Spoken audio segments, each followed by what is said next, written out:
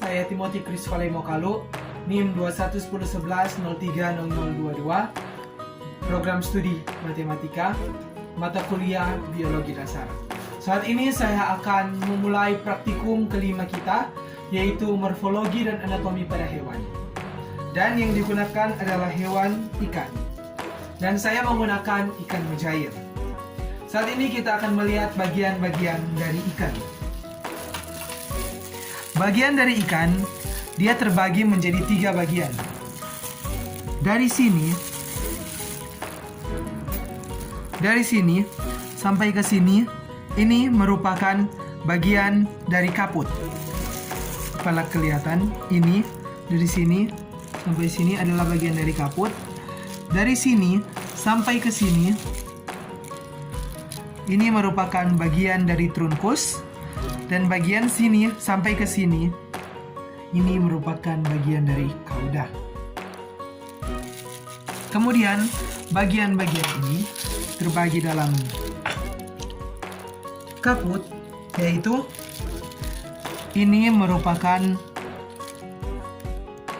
rimausis. Dan ada lubang di sini. Ini merupakan nostrils.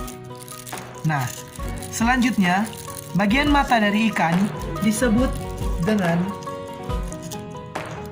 organ visus.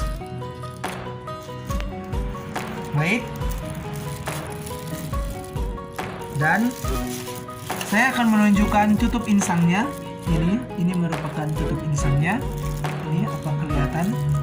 Tutup insangnya yaitu operculus atau tutup insang. Nah, saat ini kita akan masuk di dalam sirip-siripnya atau sirip dari ikan. Yang pertama adalah ini. Ini merupakan sirip dari ikan yang disebut dengan pinna dorsalis. Ini disebut dengan pinna dorsalis. Selanjutnya, ini merupakan pinna caudalis. Pinna caudalis. Selanjutnya, ini teman-teman, ya, ini merupakan pinna daudalis. Pinna daudalis. Dan setelah itu, ini merupakan sirip dengan nama pinna nalis. Pinna nalis. Selanjutnya, ini merupakan pinna abdominalis. Pinna abdominalis. Selanjutnya yang paling terakhir, ini merupakan pinna centralis. Ini merupakan pinna centralis. Itulah bagian sirip dari ikan. Saat ini kita masuk di dalam garis lurus ini, teman-teman. Garis lurus ini disebut dengan linea lateralis. Linea lateralis.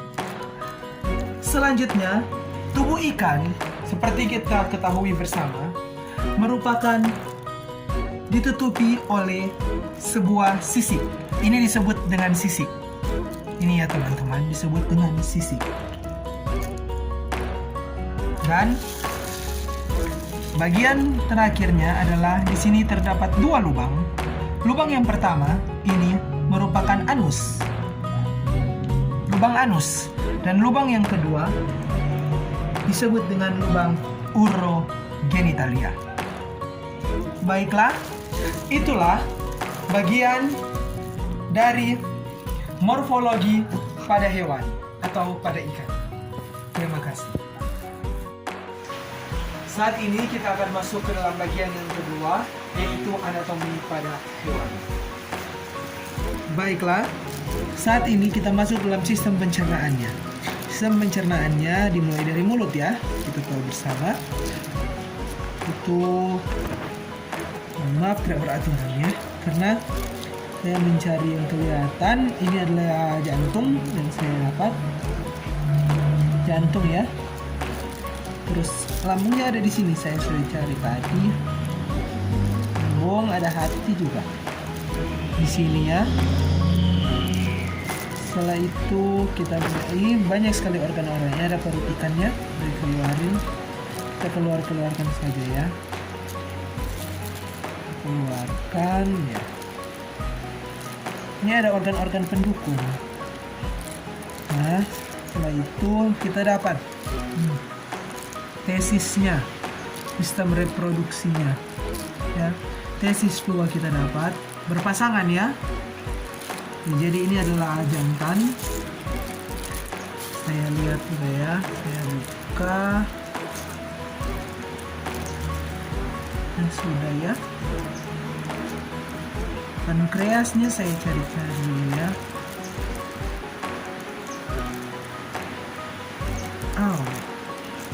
Ya. Saya lagi cari ya.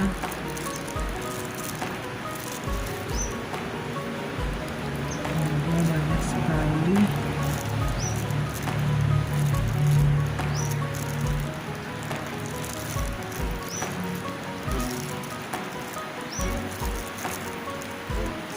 Baiklah, sepertinya itu yang saya dapat di dalam anatomi. Maaf kalau masih kurang jelas. Jadi saya akan keluarkan dulu semuanya ya.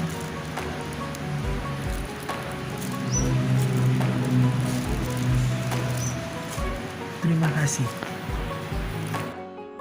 Baiklah, saat ini saya akan menjawab pertanyaan diskusi yang terdapat di dalam penuntun. Soal yang pertama yaitu jelaskan dan gambarkan tipe-tipe sirip ikan dan sebutkan sumber pustaka. Baiklah, saya akan menjawabnya.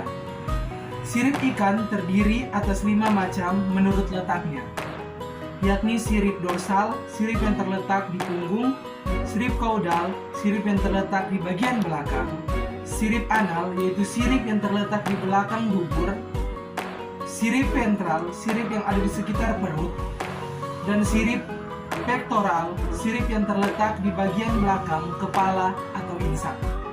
Sirip ventral dan sirip dorsal jumlahnya sepasang, sedangkan yang lain hanya sebuah. Dan sumber yang saya gunakan adalah http://ikhtiologi Indonesia.org /wp/konten/upload /2020/12/5/M besar Fajar /Raharjo /Aneka /ragam /bentuk /sirip /ikan /PDF. Saat ini saya akan menjawab soal yang kedua dengan soal apa fungsi linea lateralis pada ikan. Jawaban: linea lateralis adalah semacam indera peraba yang ditemui pada hewan-hewan vertebrata akuatik, terutama pada ikan, yaitu yang kita gunakan dalam praktikum. Indera ini khususnya digunakan untuk mengetahui perubahan, getaran, dan pergerakan pada kolom cairan di sekitarnya. Gunanya untuk dapat mendeteksi sekitar dengan getaran yang ada pada cairan. Biasanya ada pada predator dalam air untuk memangsa, dan ikan-ikan yang bergerombol untuk menghindari para pemangsa. Terima kasih. Saat ini kita akan masuk dalam bagian yang terakhir di dalam praktikum kelima kita, yaitu kesimpulan dan saran.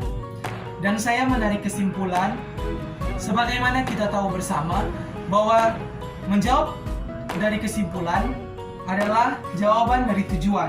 Dan tujuan praktikum kita adalah mempelajari morfologi dan anatomi Pisces.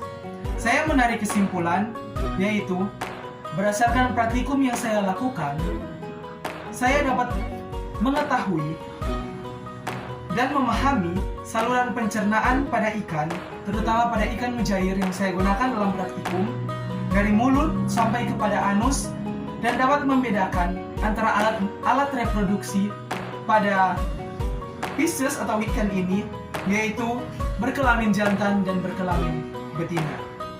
yaitu tesis dan overview. Itulah kesimpulan dan saran saya, tidak ada. Terima kasih.